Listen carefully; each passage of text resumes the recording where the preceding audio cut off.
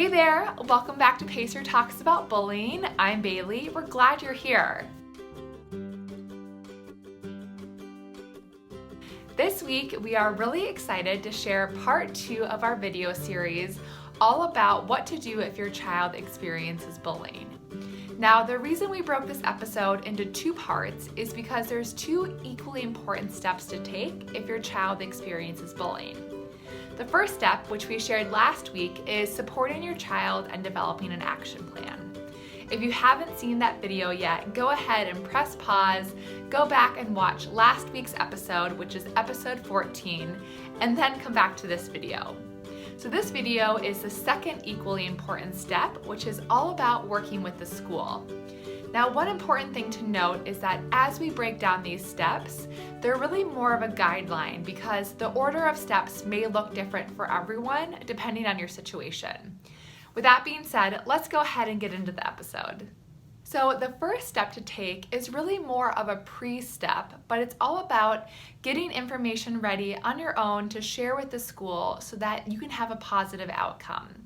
The first pre-step is documentation. So documentation is really key when it comes to bullying because it helps provide a written history of what your child's experienced. In the documentation, make sure to include everything that your child has shared with you, from when the bullying happened, where it happened, who was involved, and how it made them feel. The second step is finding out what your school's policy is on bullying and harassment.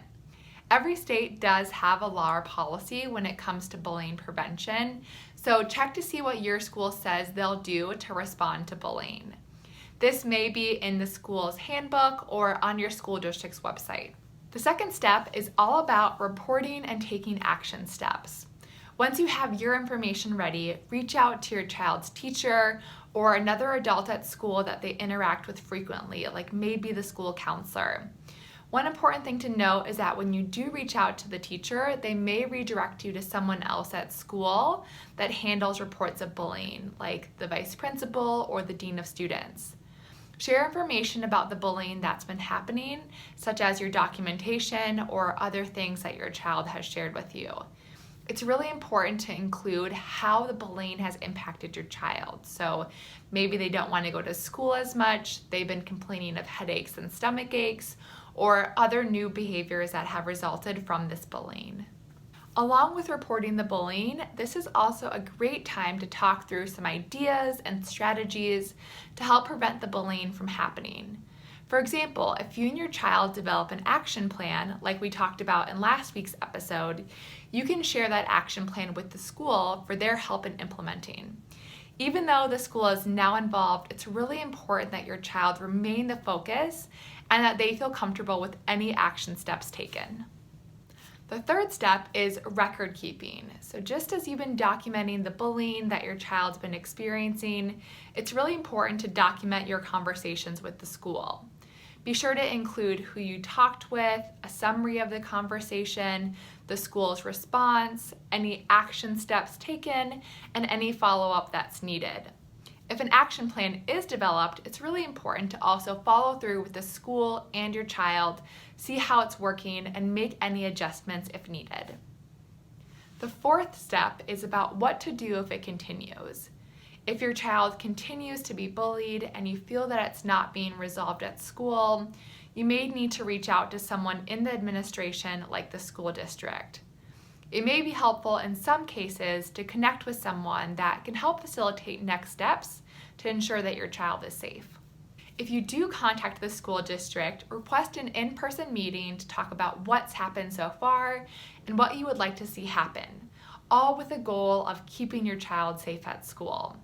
Make sure to bring any documentation that you have to this meeting, including both the documentation of the bullying that your child's experienced, as well as documentation about the communication you've had with the school up to this point. And the fifth step is all about being proactive. It's important to note that you don't have to wait until your child experiences bullying to meet with the school. If bullying is a potential concern for your child, meet with the school at the beginning of the year to talk through this possibility. You can meet with the school staff that will be working directly with your child and share more information with them about your child so they know how to best support them. After you meet at the beginning of the year, be sure to follow up throughout the school year with any questions and concerns. What's so great about this step and being proactive is that you can really establish a collaborative relationship with the school and build a partnership with your child's teacher and other staff that interact with your child. Kids spend a majority of their day at school, so by having teachers and other staff as your partner, they can really provide a unique insight to your child and the way that they're interacting with their peers. And that's a wrap on part 2 of this video, all about what to do if your child experiences bullying. We hope that you've gained some insight on not only how to support your child, but on how to work with the school. This is our last episode of 2018, which is so crazy, and we will see you right back here next week in 2019. Remember, together we can help create a world without bullying. See you next year!